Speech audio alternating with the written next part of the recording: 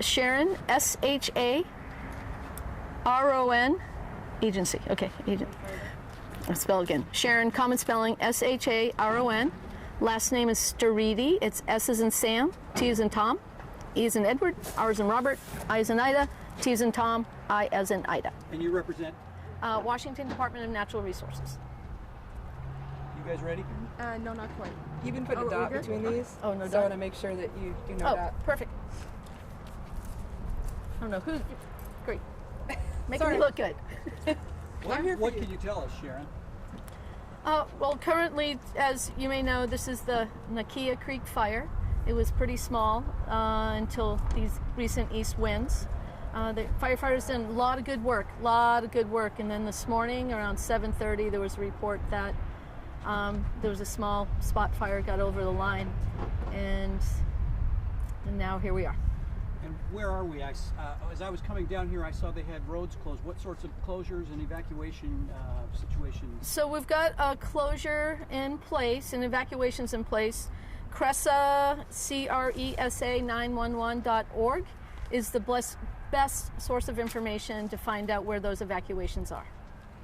And speaking of evacuations, last we checked, 110 homes were impacted. As of right now, as you said, the fire grew. How many homes are impacted by evacuations? I do not have those numbers, but the area is much larger than it was this morning. And we've changed it about three times since early this morning. And so if you're looking at the updates on INCIWeb, and I really advise people to go to INCIWeb, they'll get the latest information. And it's just gone a little bit bigger. And a lot of it is also an abundance of caution. There are folks who are a little closer in, and they've expanded that level 3 evacuation area, and the 2 in the level 1. What sort of resources are you throwing at this fire right now? Has it stepped up? Yes, it has stepped up. I believe right now we have 110 people on it. I don't know if you've also known we've had several other starts in the area, fire starts, and we're using our resources here. We've got some airplanes on it. As you can see, it's smoky, hard to see, so sometimes getting aircraft up in those conditions is very difficult. What do residents need to know that are in the area? What should they be paying attention to? They really should be paying attention to CRESA911.org. They have the best information out there. You can sign up for emergency alerts through them to get those alerts delivered to you via phone or via text. We're working very closely with them to get the latest updated information to them. Could you step a little bit to your left? Thank you. All right. Thank you. Thanks. And in terms of what people should know, are there evacuation sites? Are there sites for people or livestock, anything like that? Those are still coming into play. We were hoping get several people here to give you that information, and that's all coming together right now as we speak. Unfortunately, I don't have information about that at this time. And do we know approximately how many acres it grew Yep, to? I do have that. Its current approximate is 350 acres, but that could also change. And as soon as I get that update, I can let you guys know. The fire broke through containment lines. Does that mean it's 0% contained right now? I don't have that information on that.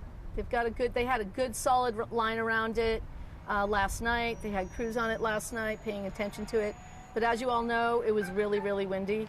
And then they've had other reports in the area, not just this area, in Oregon and other parts of Washington, where they've had new fires that have started with this wind and weather. And can you describe the area? I think last time we talked to someone, they said it was remote. Can you tell me a little bit about the conditions these firefighters are facing right now? It is remote in regards to, it's about 20 miles from battlegrounds, some more smaller cities, but they very heavily visited.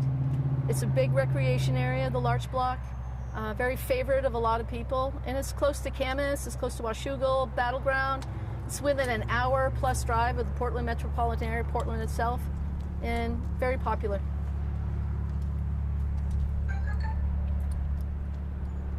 I hope that answered your question.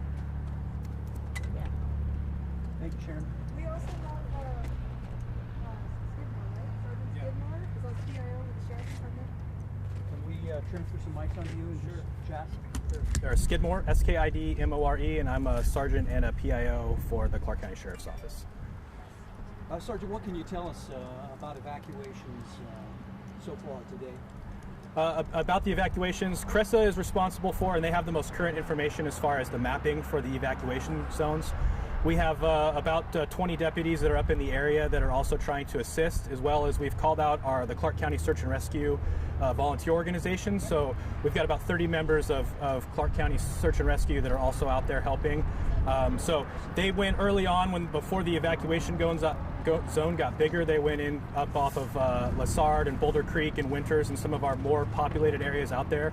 The majority of it is fairly sparsely populated, but they went to those areas. They assisted with doing some loudspeaker notifications, and now they're working some areas, including that spot, and then also up off of Rawson Road to some residences there, and actually going to go start trying to do some knocking on doors. I was told by the CRESA folks that they did send out the wireless emergency alerts, and I think those went out, as well as some reverse 911 calls, and then people that were registered through the Everbridge through CRESA dispatch also had the notifications go out as well. So deputies are up there. We've got a bunch of roads closed off. We're asking people if they don't have a house up there or helping somebody try to evac to please stay out of the area. They are letting people in that have residences up there, or people that are coming in to help them in, but they are stopping cars and checking just to try to keep as many people out of there as possible. And what we're telling people is if they do go in, we may not be able to guarantee that emergency services or those kind of things can reach them if it goes any further. So. I do have a couple information for some evacuations as well. There's 2 locations in Washougal. The Red Cross is set up at 573 30th Street in Washougal, and that's a church there. And then also at 2901 East Street in Washougal. That's another church that's also been set up. There was a setup at the Clark County Fairgrounds to take some livestock and animals, but I've been told they're full at this time. So if anyone needs to reach out and try to coordinate some assistance with that, I'll give you guys a phone number. This is into the Emergency Operations Center for Clark Regional Emergency Services. That's 360-992-9229. 360-992-9229. If people have something where they need assistance, they can call in. They've started to staff that call center, and they can start trying to prioritize getting people assistance there. How would you describe the status of the fire? I have nothing to do with the fire. I have no idea what the fire activity is. We're simply working to close roads, help control access, and assist people if they needed to get out of those zones. You mentioned CRESA a couple times. Can you spell that for the website for us? Yeah, it's CRESA. I believe their website is CRESA911.org is what will get you to there. They have a blog up there, and they're updating that, and they'll have all the most current services.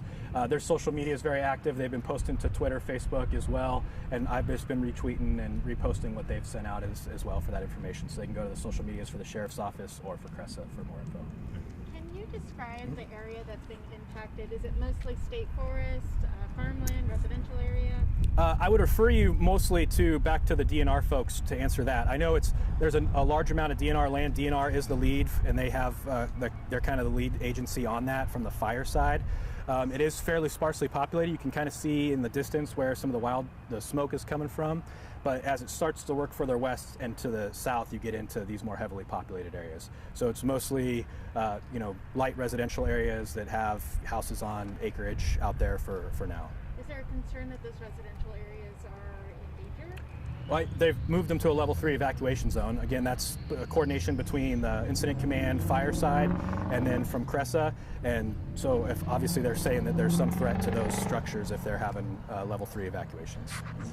Do you have any idea how many people are impacted? I don't have a number off the top of my head. I think it went from earlier this morning, it was something as small as like 17 and then to several hundred. And then, so I think there's probably, the last I thought I saw was around 1,000 homes that may be in that area. And I don't recall if that was in the Go Now level 3 or if that included the level 2 as well. Are you anticipating these evacuation zones to expand? I don't know, and that's just totally dependent. It's too hard for me to say. I know that they set those zones as something that they didn't want to have to continuously re-changing zones, so I think they set those as something that they could hold for a while. Thank you very much. Yeah. Anything else? Okay. Team Mike here. Yep. Let you guys do whatever you need to here. Thank you. Yep. Will you or somebody be here giving additional updates in the future? Do you know? I don't know. I would Eric, the CRESA PIO is kind of quarterbacking that, so I'll let him whenever he sends another release out of where we'll do it. We'll coordinate from that. I imagine he planned on doing another release, one more later on tonight. Something. Great. Thanks again. Yeah, no problem. Yeah, appreciate your time. Yeah, thanks guys. Thank you, Felicia. Can I get your contact info? 503 2828. It's Heinrich, H-E-I-N-R-I-C-H.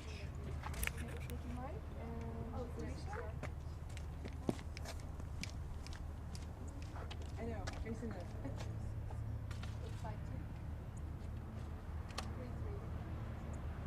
And Mike's channel 12 and your channel 2? Okay.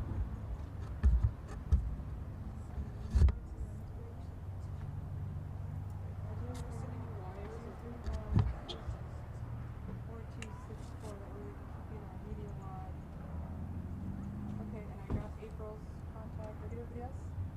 Did you get Christelle Kumwe yet? Let me get her last name. I don't have her last name.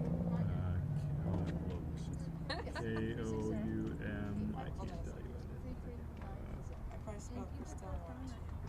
C-H-R-I-S-T-E-L-L-E. Okay. Oh, here she is. Crystal, how do you spell your last name? KOU.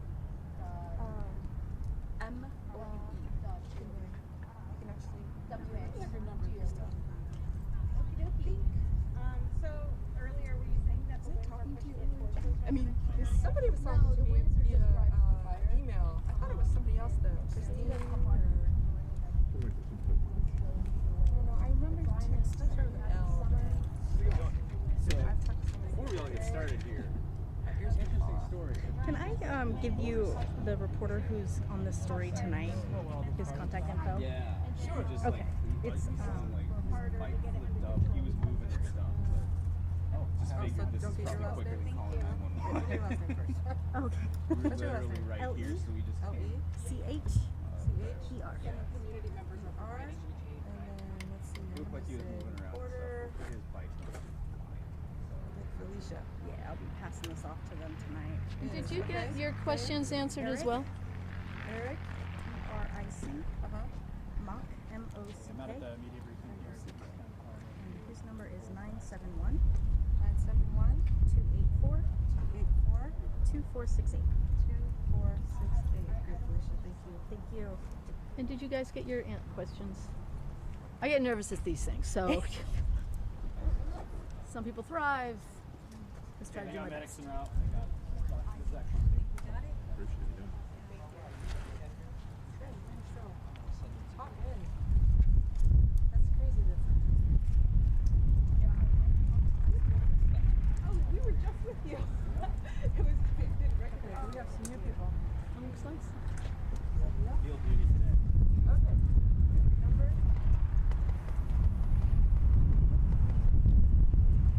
What's the media access protocol to the wildfires? You know, usually if there is granted access, you need to have an arduous PIO